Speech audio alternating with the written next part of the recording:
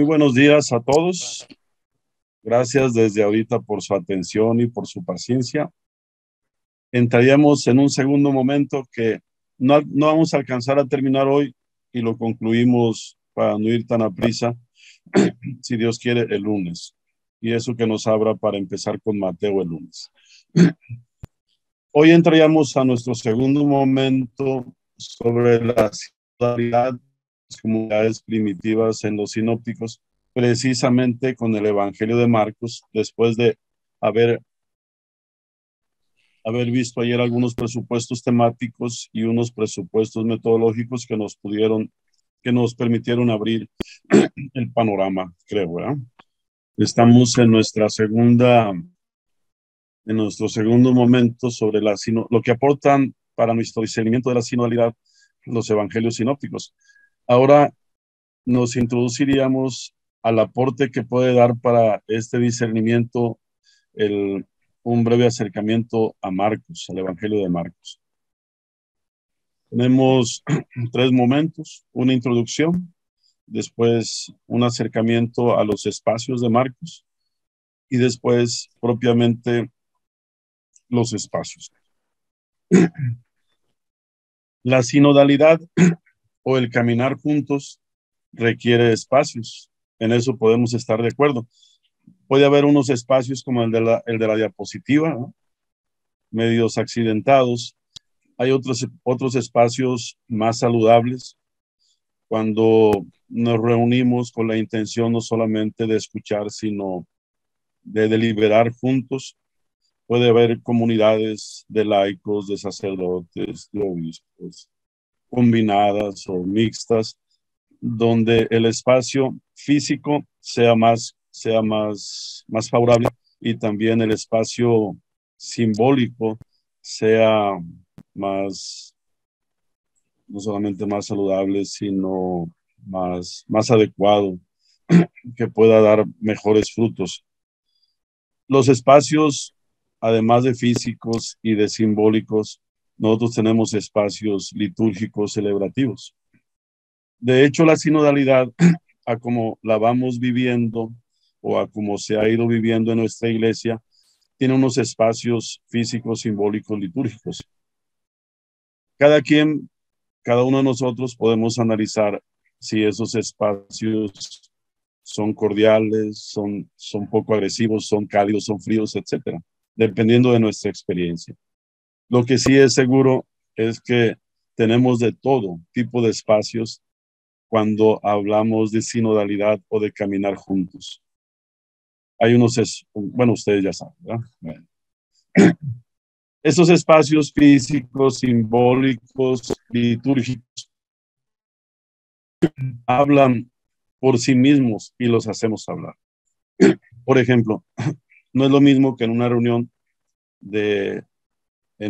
litúrgica, en lugar de estar todos al mismo nivel, me refiero al nivel físico, espacial, uno de todos o varios de todos se pongan como 2 metros arriba.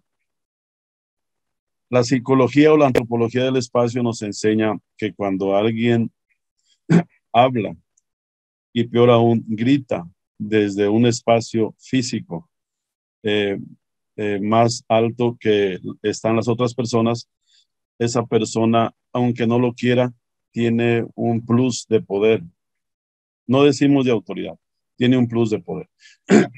De hecho, la distancia también cuenta. Es muy diferente en un espacio litúrgico o social, lo que sea, el tipo que sea, es muy diferente eh, hablar cercanamente a hablar con cierta distancia. Aquí en nuestra cultura latina es mucho del contacto físico, ¿verdad? Nosotros somos muchos del contacto físico. Cuando uno entra en contacto físico con otras personas, uno hasta se siente a veces más seguro. Nosotros, por ejemplo, en la familia somos decimos en México, apapachadores, muy cálidos. Nos gusta abrazarnos, nos gusta. Ahora con la pandemia bajó un poco no el interés, pero sí la ejercitación. Y Mi mamá, por ejemplo, no puede estar al lado de nosotros sin estarnos acariciando o tocando o abrazándonos, porque los espacios van hablando por sí mismos, la cercanía, la lejanía, la altura, el desnivel, el, un espacio abierto, un espacio cerrado, un espacio para un uso exclusivo religioso, ¿verdad? Un espacio para uso exclusivo de fiestas, etcétera. Los espacios hablan por sí mismos y sabemos por la experiencia que hay espacios en los que se pueden hacer ciertas cosas y hay espacios en los que no.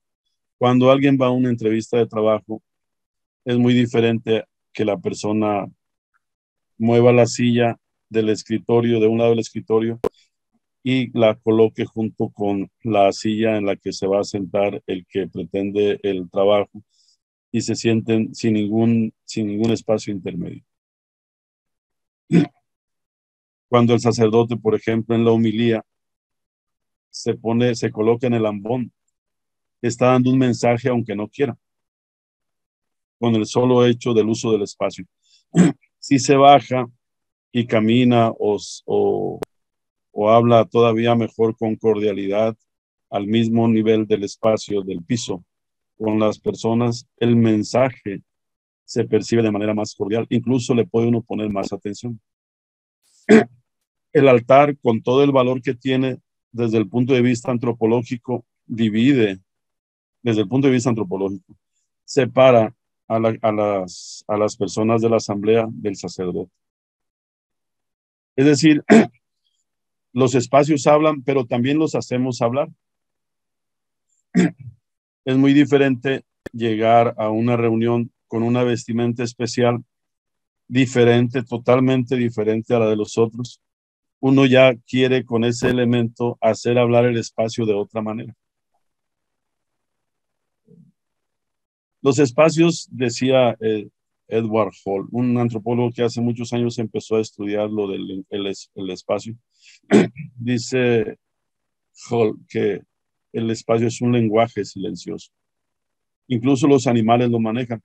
De repente nos empieza a ladrar un perro y uno se retira como 20 centímetros y deja de ladrar. Se acerca uno 25 centímetros o 30 centímetros y el perro trae. Wow, wow. Algo hay, el, algo hay en el espacio de tal manera que el perro no nos ladre 30 centímetros después retirados, ¿no? Y que nos ladre 30 centímetros de cercanía.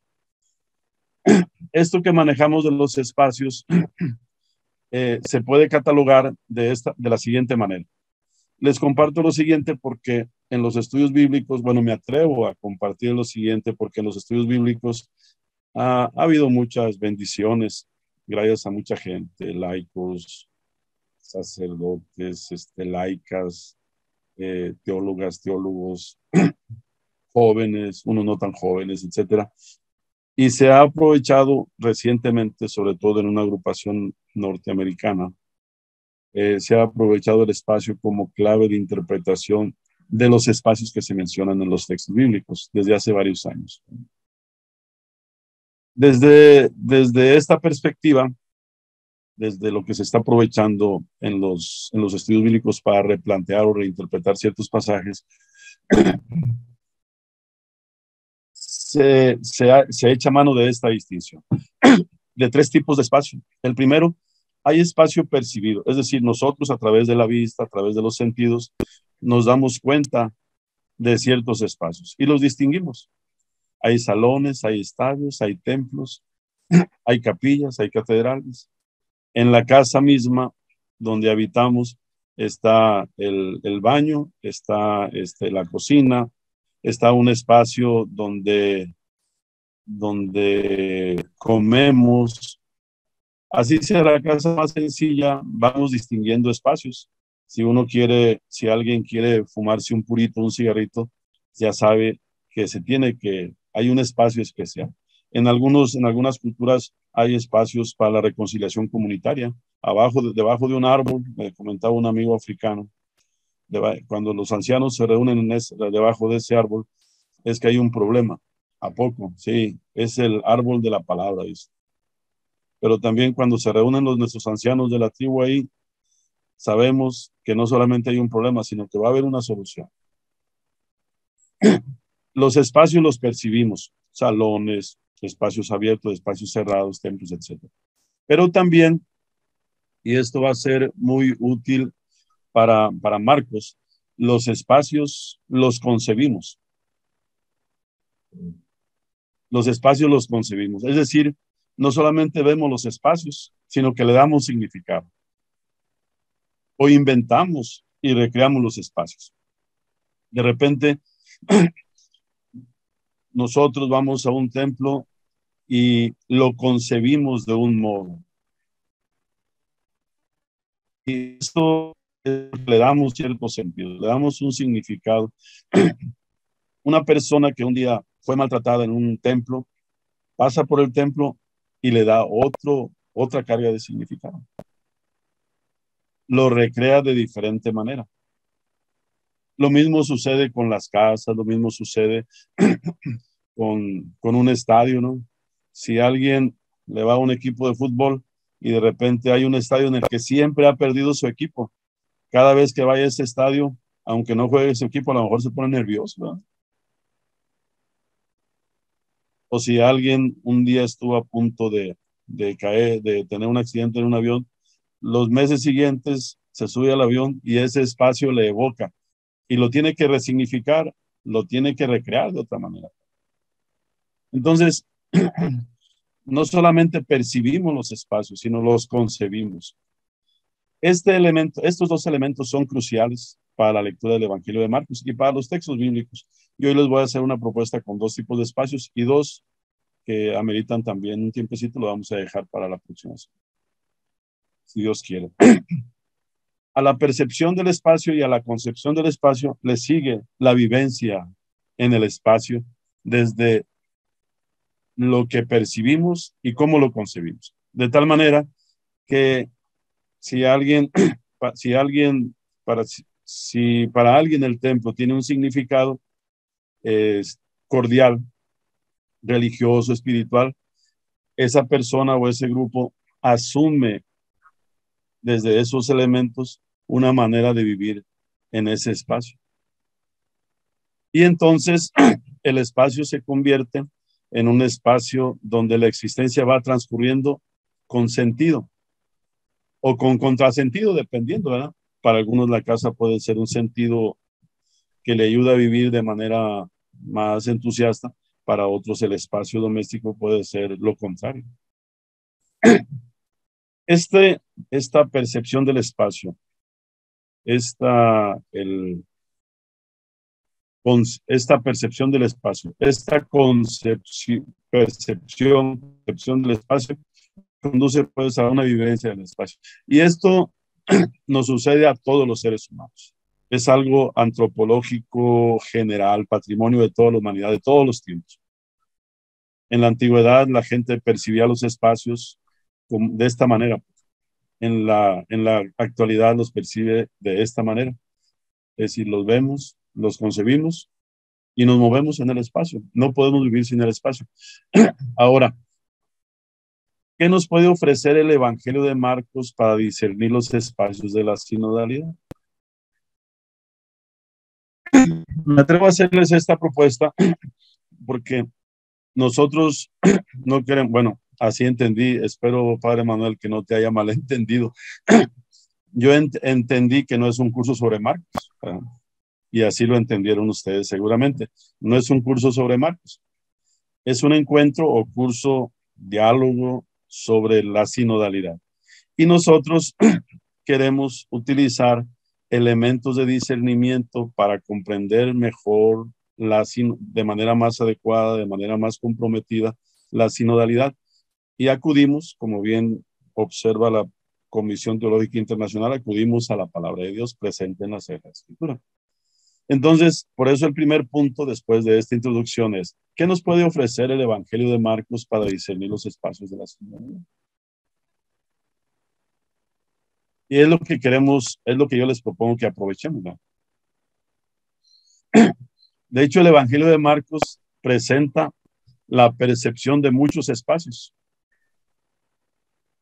Presenta Por ejemplo, la casa, una casa más o menos del siglo primero.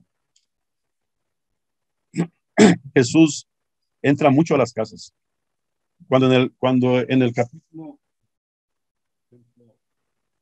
veíamos el libro de Marcos, cuando entré el 20, dice Marcos, de vuelta a casa, Jesús dice que de vuelta a casa se aglomeró otra vez la muchedumbre, de modo que no podían comer. Él y sus discípulos. Si uno rastrea el elemento casa hacia los versículos anteriores, la última mención de la casa es en dos. En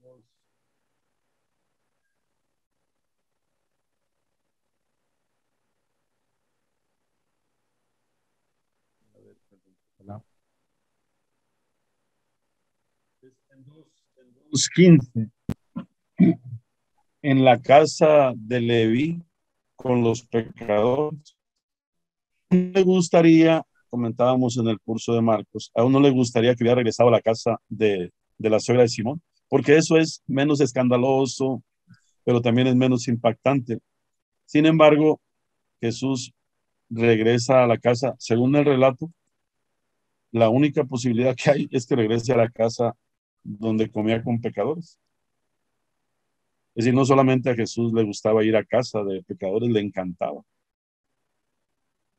Y ya Marcos nos está diciendo, no solamente Marcos nos está ayudando a percibir un elemento espacial, sino nos está ayudando a concebir un elemento espacial para que se revivifique, para que se viva el proyecto del reino en ese espacio de otra manera. No hay más que vivir el reino en los espacios cotidianos, resignificados, ¿verdad? Y Jesús también va al templo. Es un espacio en el que Marcos lo presenta incluso a veces de manera curiosa. Llega a ver el templo y se va, ¿no? Y luego llega y expulsa a los vendedores. Y luego los discípulos en el capítulo 13, decíamos ayer, se emocionan. Oye, Señor,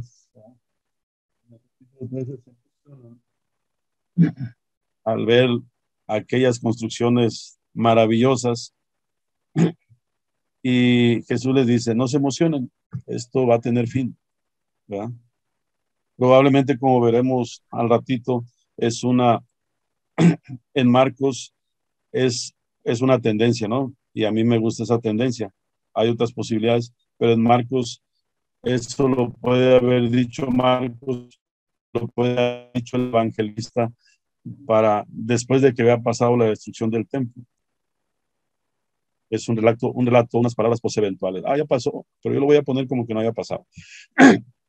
Y el templo también se va a reconfigurar. No solamente Marcos presenta el templo, lo percibe con lo que tenía, con algunos elementos propios, sino que también va a pedir que sus comunidades lo reconceptualicen, porque Jesús lo reconceptualizó. Y al no tener templo después del año 70, por eso Marcos sin ningún problema se atreve a decir, pues eso nos tiene que ayudar. Miren, Jesús aparece perdonando los pecados, aparecía perdonando los pecados incluso en un espacio poco sacral para la mentalidad de pureza e impureza de los judíos, la casa, ¿no? O en el caso del leproso, etc. Otro espacio privilegiado en el Evangelio de Marcos es la sinagoga.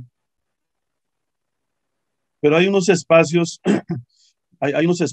que, aunque tienen nombre en Marcos, son simbólicos. Por ejemplo, en esta última diapositiva, parte inferior derecha, quise poner Galilea, ¿verdad? Los discípulos, Marcos sabe de la importancia de Galilea. La proclamación del reino comenzó en Galilea. Jesús el resucitado se va a aparecer con ellos en Galilea. 16:7. Díganles, ¿verdad?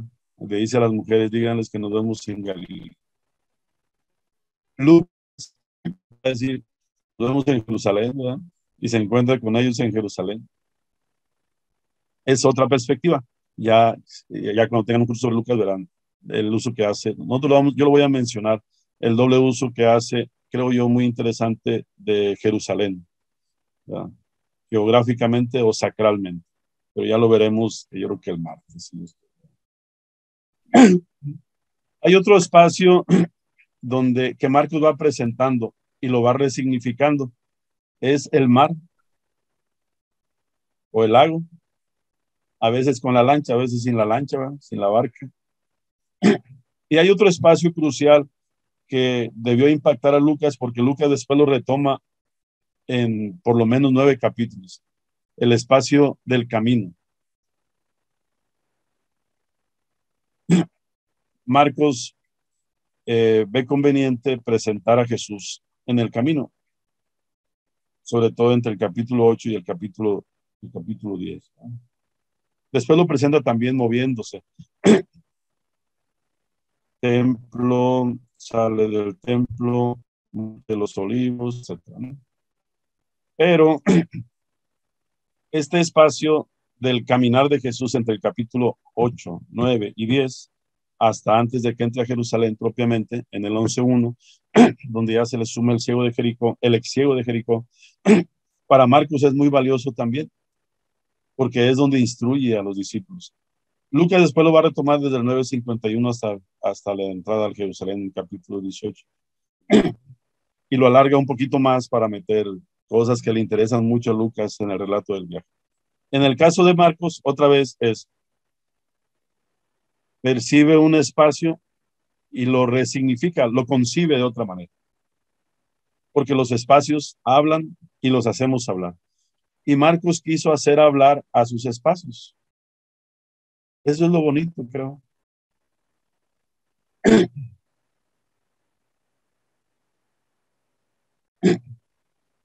Marcos los recrea desde un espacio mayor. ¿Desde dónde recrea estos espacios Marcos? Pues desde un espacio mayor, el reino de Dios. Es un espacio simbólico, pero no es mentira, es decir, es un espacio simbólico, pero no menos real. A Marcos que le interesa presentar a Jesús proclamando la buena nueva del reino al alcance de todos. Y Marcos piensa, hay espacios donde no hay reino y donde puede haber reino. Hay unos donde nunca va a haber, ¿verdad? Porque eh, el, la gente está tan necia que rechaza sistemáticamente el reino. Probablemente uno de los significados del pecado contra el Espíritu Santo, ¿no? Dios no puede hacer nada ahí. De hecho, Jesús en la sinagoga de su pueblo no puede hacer gran cosa, más que unos milagritos ahí de poca monta. Y dice el texto de 6:1 y siguientes que estaba Jesús y también, y también un gentío. ¿Verdad? Estaban Jesús, los discípulos, perdón, estaban los discípulos y un gentío. No obstante, en 6:6b, Jesús continúa con su misión. Decíamos en el curso de Marcos, bueno, yo les proponía que si querían pensar así, que Jesús se sintió condicionado, pero no permitió que las circunstancias, Jesús se sintió condicionado, pero no permitió que las circunstancias adversas lo determinaran. Él continúa con la misión de la proclamación del reino. Es más, enseguida les encarga a sus apóstoles que hagan lo mismo que él, que proclamen la buena nueva del reino. El espacio, el proyecto del reino ocupaba no solamente espacios reales, sino que la presencia del reino resignificara el mensaje del reino, la vivencia del reino, resignificara estos espacios. Por eso, nosotros, yo les propongo que no solamente pensemos que estos espacios se pueden, se pueden revitalizar a partir del reino o que el reino, el proyecto de Jesús ocupaba espacios. Jesús no podía proclamar el reino sin evidenciar la necesidad de espacios, la casa, como contraparte el templo, en la sinagoga, en los, en los márgenes, etcétera, en Galilea, en otras zonas marginales, etcétera.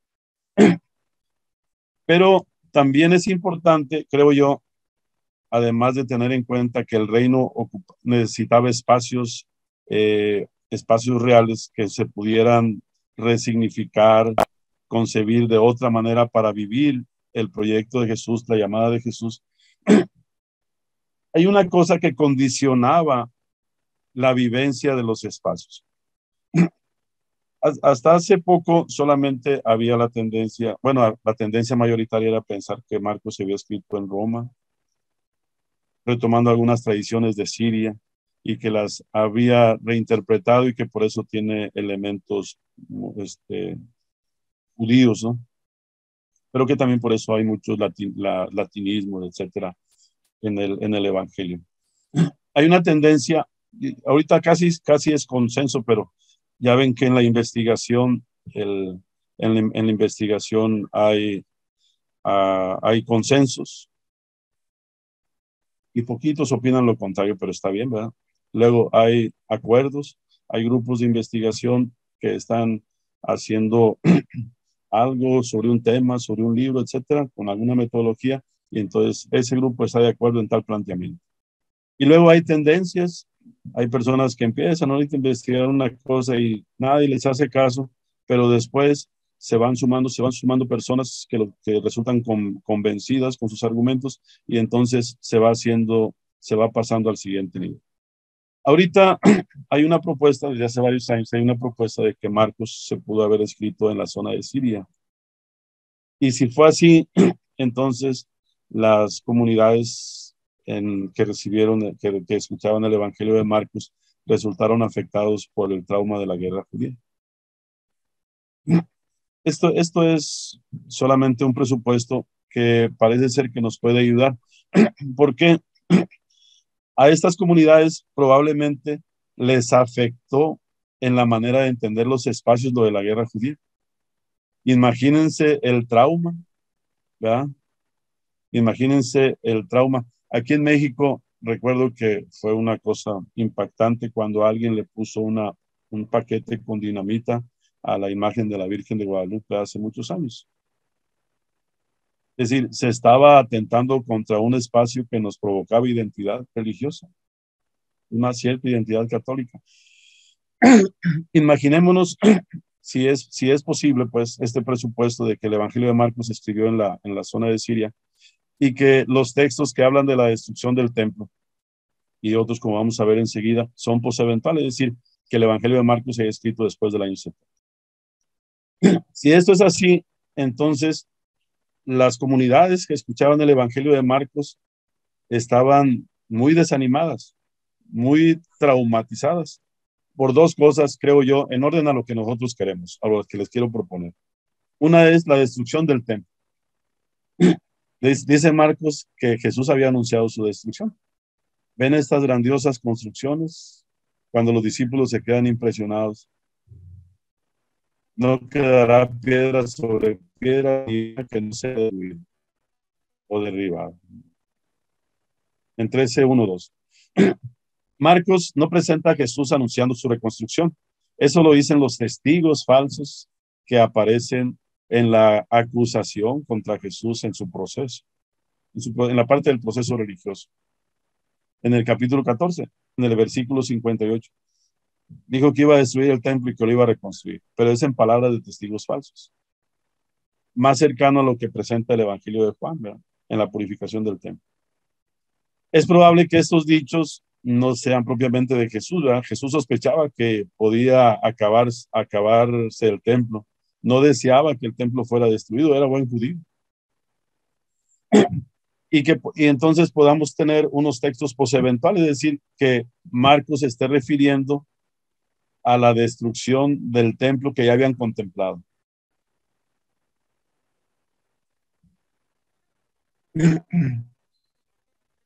Por otra parte, no solamente está el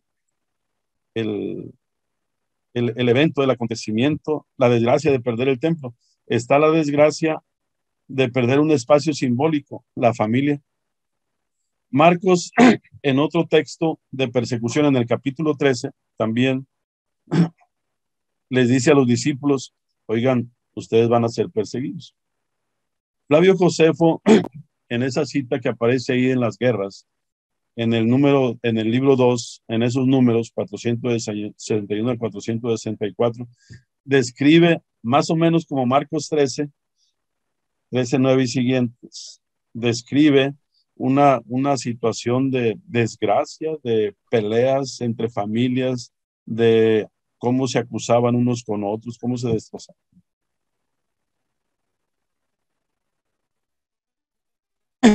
En cuanto a ustedes, dice Marcos, miren por ustedes mismos, pues los entregarán a los tribunales, serán azotados en las sinagogas, comparecerán ante gobernadores y reyes por mi causa, para que den testimonio ante ellos. Persecución, probablemente en manos de judíos, de autoridades judías y en manos de autoridades romanas. Pero también Marcos menciona, probablemente, habiendo visto que había sucedido aquello, pero poniéndolo en boca de Jesús, que como en todas las revoluciones, en todos los problemas, en todos los problemas sociales, sobre todo violentos, las familias se dividen. Eso ha pasado en México, en Chile, en Brasil, en España con la guerra civil, en la guerra secesionista de Estados Unidos, en todas las guerras, sobre todo en las guerras internas, las revoluciones internas, no solamente se divide la sociedad en grupos, en bloques, sino que las familias también se fracturan. Y entonces Marcos menciona una cosa que estaban padeciendo los cristianos de las comunidades: entregará a la muerte hermano a hermano, padre a hijo, y serán odiados por todos a causa de mi nombre. Si esto es así, entonces tenemos una experiencia traumática, una experiencia dolorosa que compartían los miembros de las comunidades o de la comunidad de Marcos. Este tipo de experiencias provoca que las personas, ¿verdad?, replanteen sus relaciones y reconciban sus espacios.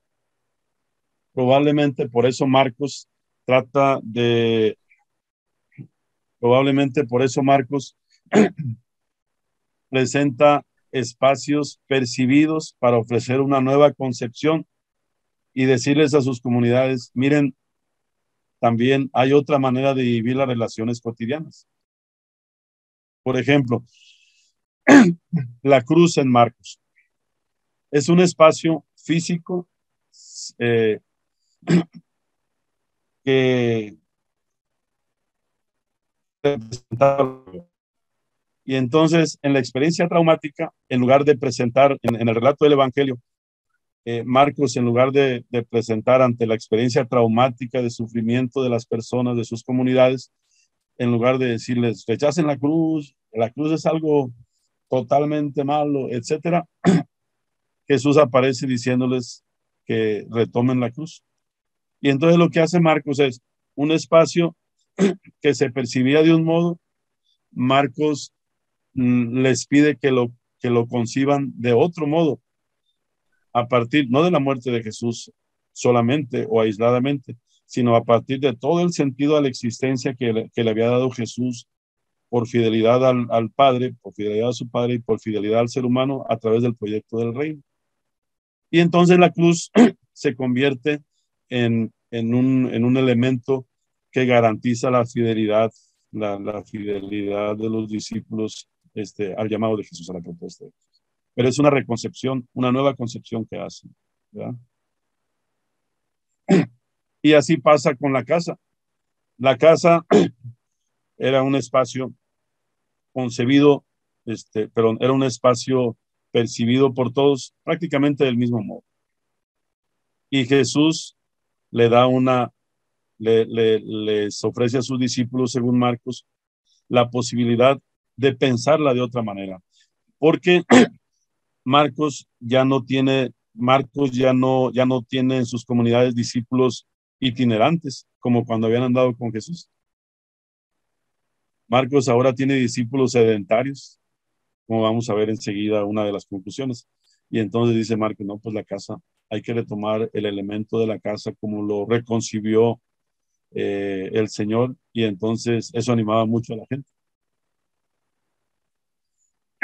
Pues Marcos parece ser que a partir de la necesidad de que el reino tuviera espacios concretos para darles un nuevo significado a las relaciones entre las personas y a la relación con Dios,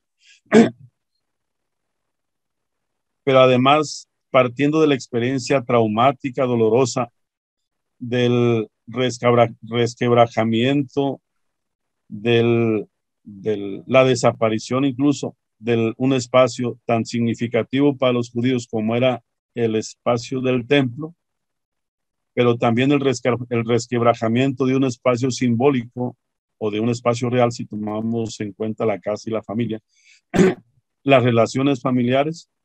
Aquella gente estaba con un problema grande de desánimo, con unos sentimientos encontrados. Y entonces en Marcos podemos percibir que hay un replanteamiento de los espacios. Y como la sinodalidad requiere espacios, es probable que este replanteamiento que hace Marcos nos pueda ayudar a entender, a discernir los espacios que son indispensables para la construcción para la vivencia de la sinodalidad o de la comunión. A lo mejor también para cuestionar el modo en que se desarrollan, el modo en que se perciben o el modo en que se conciben estos espacios. Yo me imagino que desde este planteamiento se tienen que reconcebir los consejos, ¿no? O se tienen que reimaginar los espacios. Incluso se tienen que cuestionar ciertos modos de presentar la sinodalidad o de quererla vivir en ciertos espacios. Por eso nos toca ahora ver Marcos y sus espacios en orden a discernir, perdón ahí, mejor la sinodalidad. Vamos a ver solamente dos para poder dialogar un poquito, ¿verdad? Y que compartan sus resonancias, para que hagan sus aportes. Y vamos a dejar otros dos ya entrados en camino. Vamos a dejar otros dos para a manera de introducción verlos el lunes. Que serían, nosotros vamos a ver ahora los caminos y después vamos a ver los espacios no tan bien vistos. Y vamos a dejar el templo y la sinagoga para manera de introducción el lunes y vamos a dejar la casa a manera de introducción el lunes. Y eso nos va a abrir a entender lo de Marco, a abrirnos a introducir, para empezar lo de Marco. Un espacio real que percibimos todos los seres humanos y que en tiempo de Jesús se percibía son los caminos de Jerusalén a Galilea, de Jericó a Jerusalén, como presenta Marcos de una manera un poco extraña. Lo presenta desde el 7,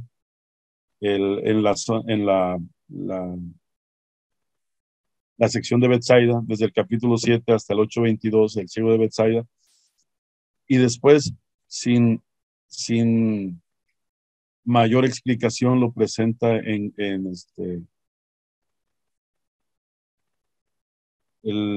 lo presenta en Betsaida, y después casi de manera abrupta en Cesarea de Filipo. Pero Betsaida está aquí y Cesarea de Filipo está arriba. Y luego lo presenta de camino a Jerusalén. Y uno dice, ¿qué pensaría Marcos o qué nos querría decir con este movimiento tan interesante?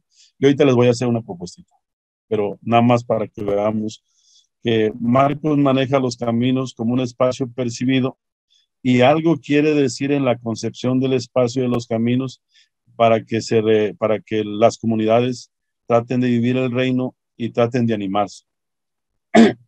¿Cómo presenta a quién presenta Jesús en los caminos o en el camino? Jesús prácticamente en la sección más importante para el discipulado y para su misión Jesús va caminando. Ahí en el camino se sitúa a Jesús, ¿verdad? Pero también a sus discípulos y a la gente, y también se sitúa en alguna ocasión a los adversarios. De hecho, aquí va apareciendo en el camino, en los caminos va apareciendo con su principal actividad, enseñar a sus discípulos. ¿Qué dice 8:26? Salió Jesús con sus discípulos hacia los poblados de la región de Cesarea de Filipo y por el camino les hizo esta pregunta. Van caminando. Esa es una cosa muy interesante incluso de la antropología rural, ¿no? Yo soy de zonas rurales, nací en zonas rurales y tengo muchos familiares, gracias a Dios, de zonas rurales. No hay mejor espacio para platicar que el camino, no la casa, siempre. En el camino se aprovecha para platicar. Y Jesús durante el camino, yendo de camino, les dice, oigan, ¿y quién dice la gente que soy yo? Los cuestiona sobre su identidad. Los anuncios de su muerte y resurrección los va presentando Marcos precisamente por los caminos de Galilea. Salieron de ahí y fueron caminando por Galilea. Él no quería que se supiera y entonces viene el segundo anuncio de la pasión. Marcos no solamente a veces hace un contraste entre el camino y la casa, sino que parece ser que en Marcos, como concluiremos el lunes, se identifica camino y casa. De hecho, Marcos aquí presenta los dos espacios. Les va diciendo por el camino, les pregunta por el camino, a ver, ¿quién dice la gente que soy yo? Después los llama a que lo sigan por el camino, en la primera catequesis, después del primer anuncio de la pasión. Yendo de camino, les anuncia por Galilea, les da el segundo anuncio de la pasión. Pero Marcos magistralmente, la incomprensión de los discípulos no la pone en el camino, la pone en la casa. Por eso el capítulo 9 dice, llegaron a Cafarnaúm y una vez en casa les preguntó, oiga, ¿de qué discutían? ¿De qué discutían? Ahora sí, por el camino. ¿No? Y entonces está la segunda catequesis. Aquí lo importante es que el camino no se deja de presentar también después del capítulo 11. Y Jesús aparece desde su hospedaje en Betania hacia el templo y instruye a los 12 sobre el perdón, la oración. Luego, después de la cena, se va de camino hacia el Monte de los Olivos y otra vez dice su muerte. Incluso en el final largo, cuando probablemente los que le agregaron los versículos 9 al 20, ¿verdad? En el siglo segundo, esta seccioncita del Evangelio de Marcos, termina presentando otra vez a Jesús, pero de otra manera, ya resucitado, en el camino a dos discípulos, probablemente habiéndolo tomado de Lucas, ¿verdad? Y lo más interesante es que si uno toma en cuenta el final corto y el final largo, aparecen otra vez tres espacios cruciales. El sepulcro, el espacio simbólico, el sepulcro, el camino y la casa. Algo pues tiene que ver este espacio tan importante del camino. Lo más interesante es que los discípulos a los que se dirige Marcos ya no andan caminando con Jesús para arriba y para abajo. Jesús ya había muerto y había resucitado. Ahora, ¿dónde están? En las casas. Entonces llama la atención que Marcos les hable sobre el camino a unas personas que ya no andan en los caminos, a unos discípulos, a unas comunidades que están de sedentarios o sedentarias en las casas.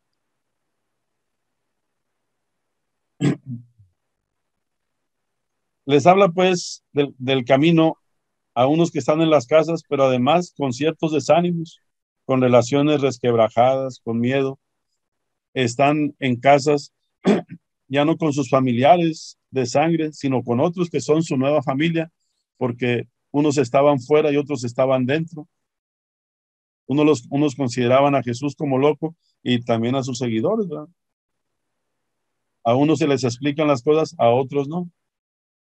Y saben que los que son mis discípulos pues son los que escuchan la palabra.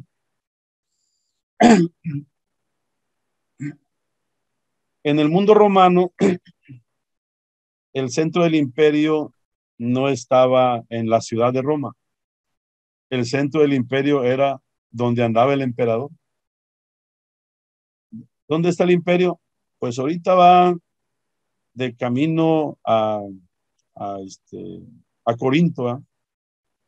¿Y dónde está el imperio? No, pues ahorita va, quiero un asunto con el emperador. No, pues alcánzalo, allá va.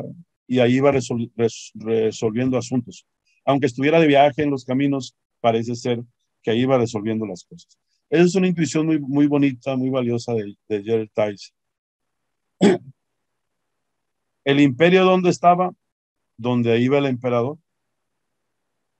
Y si Marcos hubiera querido presentar a Jesús por eso en el camino, es decir, de manera semejante a lo que hacían los emperadores, Jesús va en el camino, el reino de Dios es percibido con realismo en ciertos espacios, pero ningún espacio agota el reino de Dios. Jesús lo va, por decir lo de la parábola del sembrador, lo va derramando, lo va sembrando en donde quiera que está. Si esto es así, entonces el camino debió animarlos mucho como espacio a las comunidades sedentarias ya para después del año 70 con tanto sufrimiento, pero también con tanto deseo de ser fieles en la vivencia del proyecto del reino. Es un centro itinerante, ahí va Jesús y va su proyecto. Ahora los discípulos tenían que asumir el proyecto y su relación existencial con Jesús en su propio espacio, más aún en un espacio secular, ¿verdad? En un espacio profano, con relación a la mentalidad que tenían los de ascendencia judía, los de procedencia judía, pero también los nuevos que se estaban integrando a las comunidades, con toda su realidad.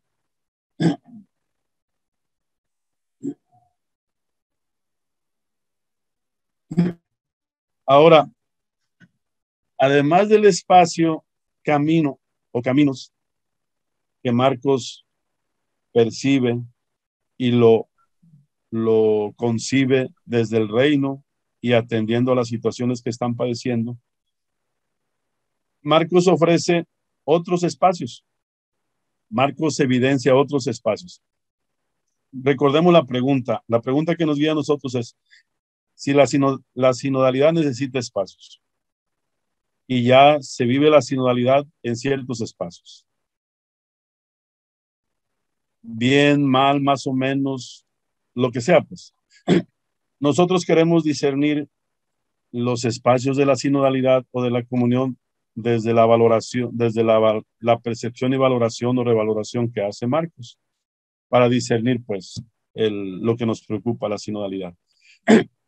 Después de haber visto los caminos como un espacio desde donde que Marcos percibe, pero también conceptualiza o reconceptualiza, le da otro significado, Marcos ofrece otro elemento y es los espacios salvajes o no bien vistos.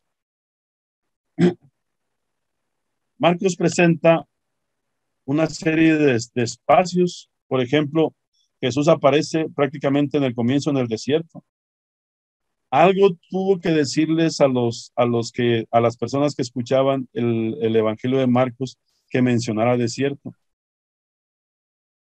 A lo mejor un lugar inhóspito, a lo mejor un lugar salvaje, a lo mejor un lugar con una percepción amplia donde suceden cosas buenas y cosas malas, como probablemente lo retomó Lucas. A lo mejor les evocaba a los que tenían formación o sensibilidad judía, les evocaba el paso del desierto, ¿verdad? Las penalidades, pero también las bendiciones, etcétera. Además del desierto, montañas, ¿verdad? Además de las montañas, las riberas del mar, de los lagos, pero también los márgenes, Galilea, fuera de la ciudad, tierra de paganos, en el caso de la Sirofenicia. Parece ser que estamos ante una percepción de los espacios que, que Marcos utiliza de manera muy interesante, muy peculiar, que nos pueden ayudar a retomar, a reflexionar, a discernir lo de los espacios de la sinodalidad. De hecho, Marcos arranca en el desierto con el bautismo de Jesús, ¿verdad? Es como la primera manifestación de Jesús.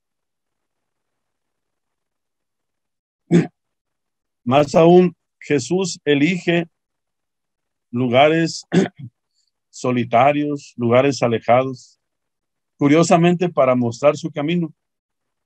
En que primera multiplicación de los panes, ¿verdad? En un lugar desolado, pero en territorio de Israel. Segunda multiplicación de los panes, un lugar solitario, alejado, pero en territorio pagano.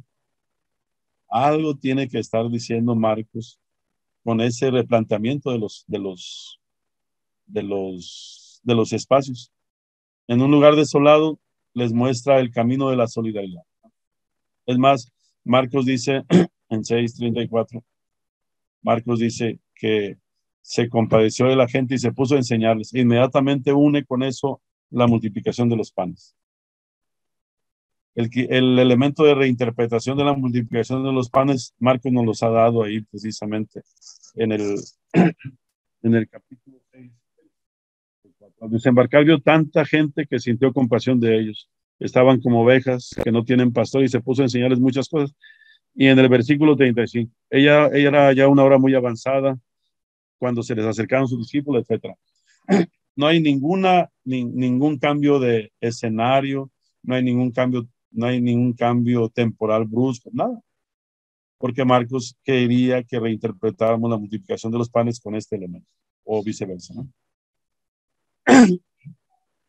Es más, Jesús le da a entender a los discípulos lo que quiere que hagan reuniéndolos en los montes, ¿verdad? En el capítulo 3, versículo 13, subió al monte y llamó a los que él quiso, cuando estuvieron junto a él, etc. Y después en el capítulo 9 se lleva a 3 de ellos al monte, a Pedro, Santiago y Juan. Y ahí en el monte se replantea Jesús. Marcos aprovecha para replantear la relación con Jesús en un espacio donde ellos estaban acostumbrados a hacerlo de otra manera. Y probablemente los que no provenían del mundo, los que no procedían del mundo judío, con la mentalidad judía, también estaban acostumbrados a estar en ese tipo de espacios de otro modo. Por eso el final de la transfiguración es: y no vieron a nadie más que a Jesús, porque ellos querían hacer convivir a Elías y a Moisés con Jesús al mismo nivel. Es a orillas del mar de Galilea donde Jesús llama a sus primeros discípulos. Eso es muy interesante también después en el caso de Lucas, ¿verdad? Porque Lucas combina el llamado ya no de 4 discípulos, sino de 3. No sabemos por qué apareció Andrés, ¿verdad? Y resulta interesante que las Biblias sigan poniendo llamado de los 4 discípulos, pero en Lucas no aparece Andrés. Y lo coloca ya por los intereses de Lucas en relación a la escucha de la palabra. Y como después va a adelantar, como después va a presentar lo de Cornelio, ahí Lucas aprovecha para poner a Jesús caído, arrodillado ante Jesús, diciéndole: apártate de mí que soy un pecador. Y Jesús dice: no, vas a ser pescador de hombres. Esa escena nos evoca ya desde ese momento a Cornelio de rodillas ante Pedro, y Pedro tomando la misma actitud de Jesús: levántate que yo soy hombre como tú, ¿verdad? Y entonces el querigma después en la casa de Cornelio, etc. Además de llamar a sus discípulos, es después en la lancha, en el capítulo 4, donde Jesús les reprocha a los discípulos que tengan miedo, ¿verdad? Y aquellos, habiendo escuchado ya las parábolas, dudan y no tienen claridad sobre quién es él. Más aún, cuando Jesús está precisamente en los márgenes de la ciudad, la gente acude a él. Esto es crucial, sobre todo en el capítulo 1, versículo 45. Ustedes lo pueden cotejar, ahí tienen sus Biblias, para no entretenernos que lo lea alguien. En 1:45, Jesús, en 1:40-45, dice que la gente acudía, aunque Jesús andaba en los márgenes. Ahorita lo vamos a retomar. También Jesús aparece en Marcos enseñando a las multitudes, decíamos en el capítulo 4. Es decir, estos espacios, algunos poco bien vistos y otros medios salvajes como el desierto, o algunos otros como, como la lancha aparentemente neutrales, tienen mucho que decir. ¿Por qué tendría Marcos que presentar estos espacios? Y nosotros no perdemos de pregunta la pregunta. ¿De qué manera este manejo de los espacios o resignificación de los espacios que hace Marcos nos puede ayudar a entender los espacios y a reconceptualizar o a corregir los espacios donde pretendemos vivir la comunión o la sinodalidad?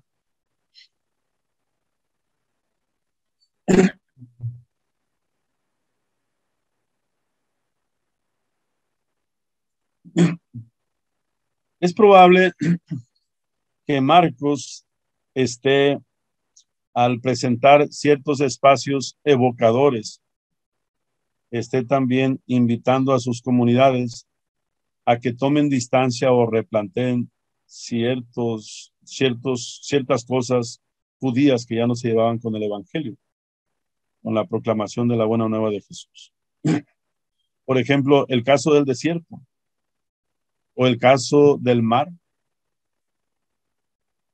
les evocaba personajes, les evocaba situaciones de desconfianza en Dios, evocaciones de sufrimiento, personajes, de tal manera que Marcos esté preocupado por la identidad, como decíamos ayer, esté preocupado para que reconfiguren, para que rehagan su identidad a sus comunidades y les digan, miren, hay cosas que debemos conservar de cierto tipo de judaísmo, de ciertas costumbres que tenemos, pero hay otras que ya no quedan. ¿Verdad? Vino nuevo en odres nuevos. ¿Verdad? Está bien está bien que observemos pues ciertas costumbres judías. ¿Verdad? Está bien. Pero recuerden, capítulo 3 decía Marcos, recuerden que ya en esta nueva manera de crear la comunidad, en esta nueva manera en este modo de seguir a Jesús, ahora el centro de nuestra vida no es la ley, no es la religión, es el amor, ¿verdad? Es la compasión, el hombre de la mano seca. Oigan, está bien. Ustedes se preguntan por el amor, por el mandamiento más grande. No hay ninguno más grande. ¿Cómo que no hay ninguno más grande? No, no, no. El Señor nos enseñó un principio. No hay mandamiento más grande. Hay principio fundamental, el amor. Porque el centro de las religiones es Dios, pero el centro de las comunidades que viven el Evangelio es el amor. Y entonces debieron desanimarse un poquito más sus comunidades, pero yo creo que se entusiasmaban también. Es más, Marcos replantea lo de los márgenes y les dice, miren, afuera de la ciudad, ahí precisamente, más allá de Israel, es ahí donde se va manifestando el reino. Ahí acude la gente con Jesús. Es más, es desde ahí, desde los márgenes, desde donde se debe y prioritariamente se puede construir el reino. Es desde los márgenes donde se puede construir otro tipo de comunidad, una mejor sociedad. Por eso, el endemoniado de Gerasa. Hay algunos autores que piensan que en esas zonas es que se pudo escribir el Evangelio de Marcos. Ya encontrarle un lugar más preciso es muy difícil, ¿verdad? Pero es muy interesante lo del endemoniado de Gerasa. Es una curación, es un exorcismo de Jesús con un alcance sociopolítico tremendo, ¿verdad? en un espacio donde dominaba, en un espacio eh, donde dominaba la legión romana.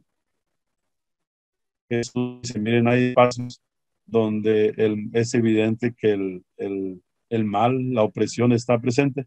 Y entonces Marcos presenta en una clave sociopolítica, ¿no? Presenta la expulsión del endemoniado de Gerasa para decir, miren, no solamente hay espacios donde hay espacios, no hay espacios neutrales, hay espacios donde está más la maldad que en otros, ¿verdad? Por eso explicábamos en el curso de Evangelios, ahorita no es el momento, ¿eh? De Marcos, yo les compartía que llama mucho la atención que tanto los que cuidaban los puercos como el exendemoniado, Marcos utiliza el mismo verbo para decir que gritaban o decían con claridad lo que estaba sucediendo. Unos a favor del poder le dicen a Jesús que se vaya, ¿verdad? Y otros y otro proclama las bondades que ha hecho Jesús con el mismo verbo. Para uno la presencia de Jesús era mala noticia en ese espacio, para otros era buena noticia en ese espacio. Y Jesús le dijo, hoy te sigo, no, vete ahí con los tuyos, sí. Diles lo que ha pasado, ¿verdad? El leproso en 1:40-45. Este caso lo vimos, vimos con los de Marcos este aspecto y me perdonan por lo que voy a repetir.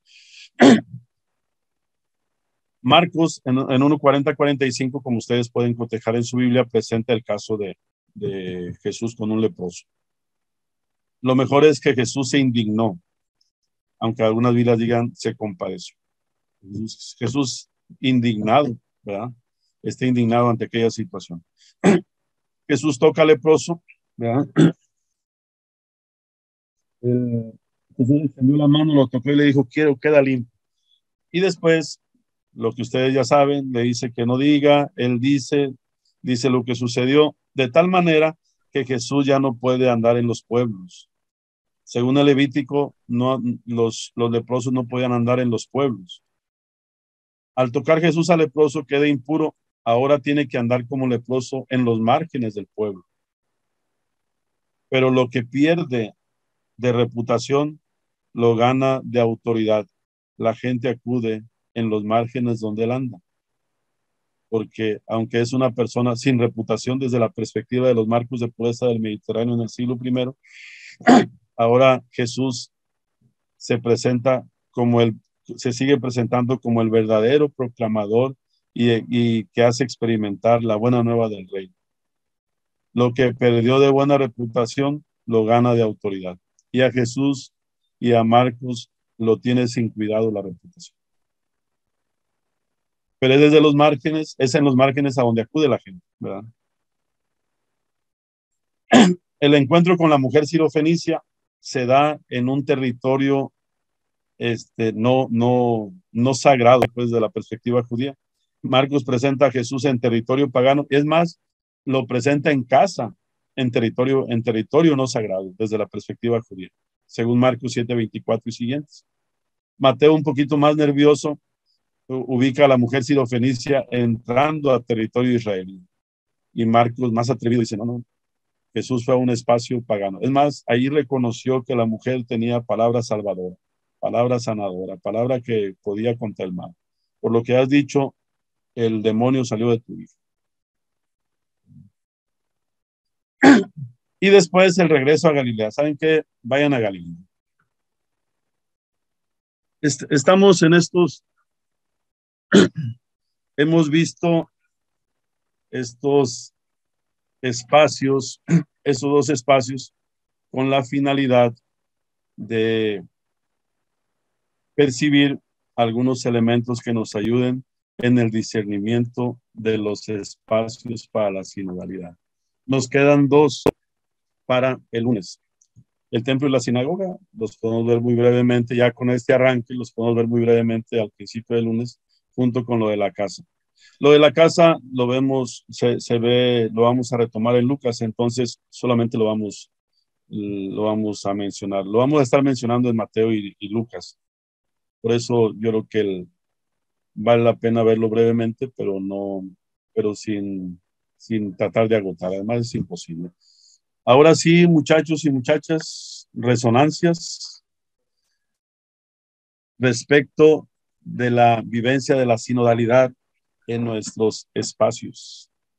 ¿En qué nos hace pensar esto que aporta Marcos respecto de la percepción, respecto de la reconceptualización o resignificación de los espacios para la vivencia de la sinodalidad en los espacios que ya tenemos y que se debe modificar, que podríamos cambiar, etcétera?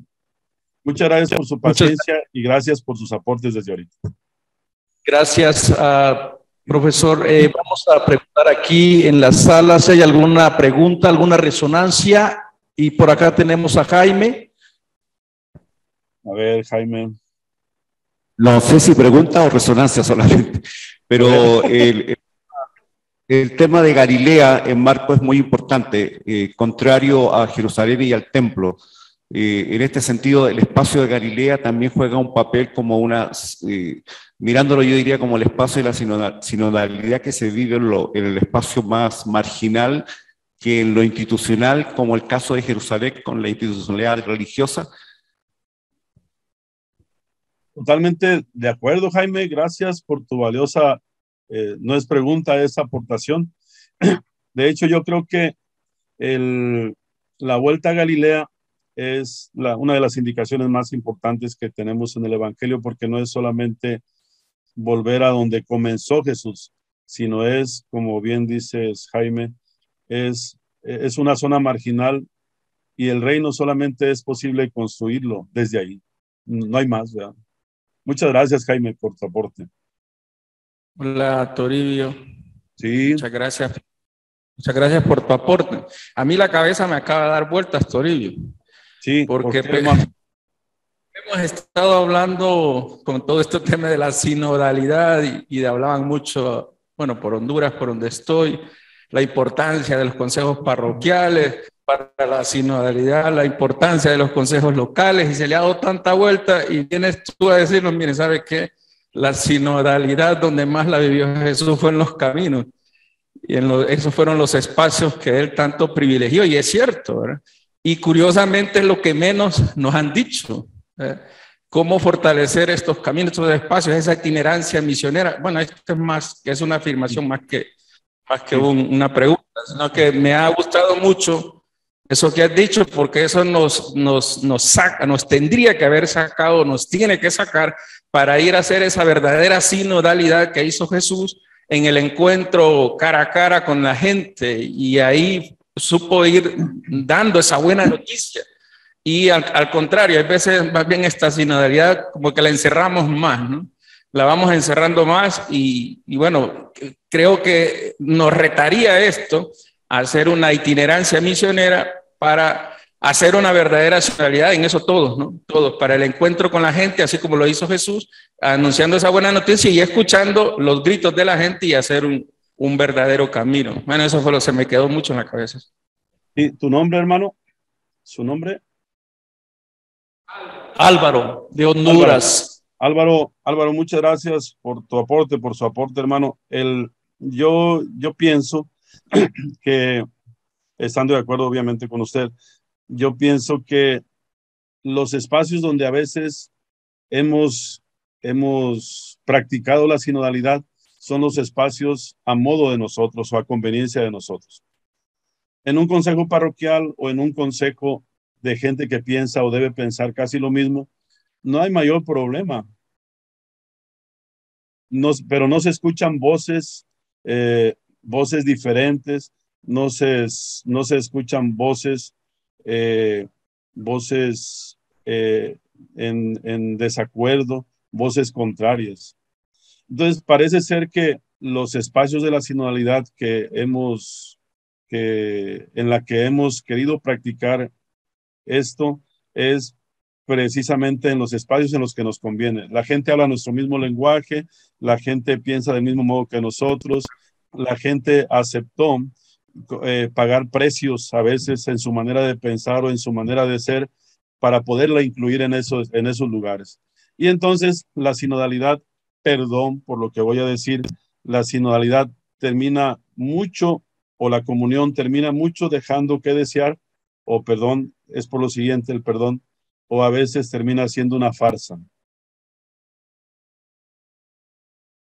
Por eso yo me atreví, espero no haberme equivocado en esta ocasión, yo me atreví a releer lo de los espacios en clave de sinodalidad, porque tengo la misma percepción que usted, hermano, la tengo yo, y yo creo que la compartimos varios, ¿verdad?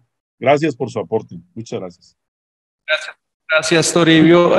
Por acá tenemos a Hernando, que ha venido aquí a ponernos en caos.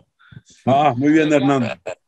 Es que tanto tiempo de andar juntos y no sabe mi nombre, qué cosa tan horrible. Bien, Toribio, ¿no? Primero, por una referencia, Hernando, sí.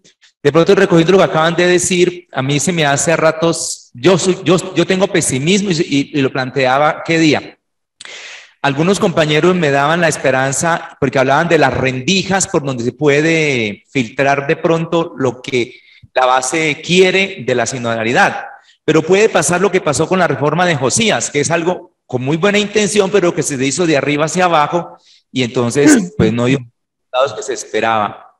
Eso es la resonancia. La pregunta es, me queda una inquietud. Siempre hemos dicho que el Evangelio de Marcos se escribe antes de la guerra judía y nos das así lo entendí, unos apuntes que nos dan a pensar que posiblemente fue después.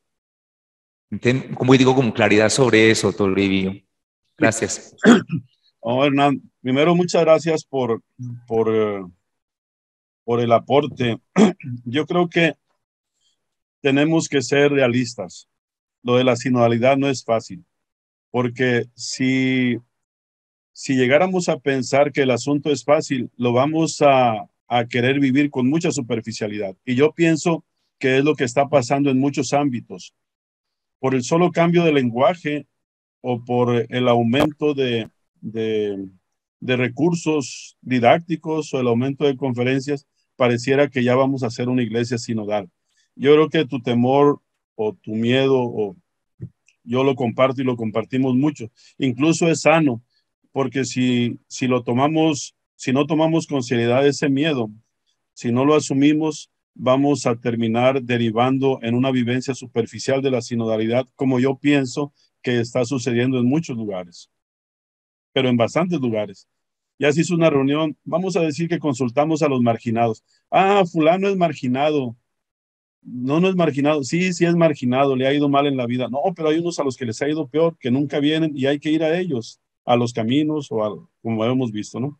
Entonces yo te agradezco tu sinceridad y me anima, curiosamente, tu sinceridad, ¿verdad? Y yo creo que nos anima. Segunda cosa, cuando nos acercamos a los textos bíblicos, partimos de presupuestos. Y a veces los presupuestos son de un consenso o los presupuestos son de otro consenso. Durante mucho tiempo, pues, se pensó que el Evangelio de Marcos, si estaba bien, había sido escrito en Roma. Y se venían dando muchos argumentos y yo creo que mucha gente sigue pensando y está bien que se siga pensando que fue escrito en Roma. Solamente que si nosotros queremos escarbarle un poquito más, tenemos que echar mano de un presupuesto que nos ayuda a esta indagación y que además se está convirtiendo en consenso también en la investigación. Y es, oigan, ¿qué les parece? Dicen los que están colaborando para el consenso. ¿Qué les parece si, sin rechazar totalmente esto, podemos también ir contemplando la otra posibilidad?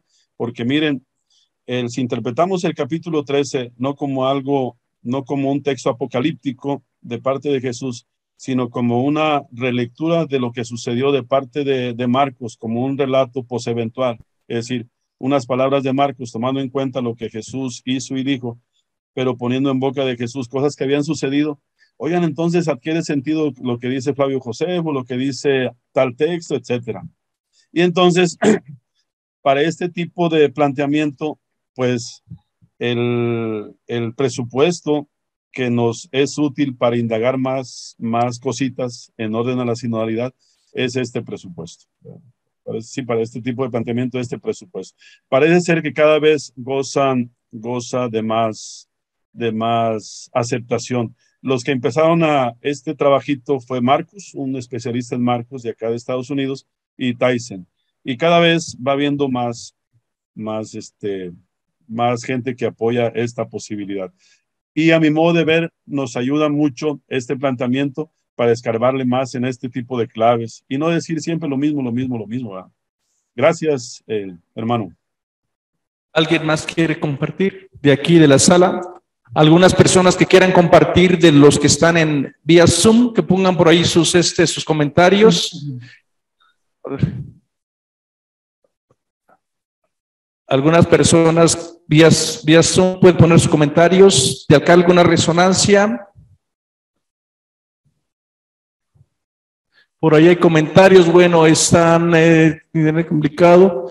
Está la hermana Mónica que tiene problemas para conectarse, parece. Ella nos acompaña desde Patagonia, ya desde la diócesis de Río Grande, Río Gallegos, creo que se llama. Te mandan saludos. Bueno, si no hay ninguna resonancia, ninguna pregunta, lo podemos también dejar aquí. A lo menos que tengas algo más que comentarnos, amigo. No, yo creo que ahí lo dejamos para que no se vayan enfadados al receso y no se vayan enojados conmigo al receso. Mejor ahí le dejamos.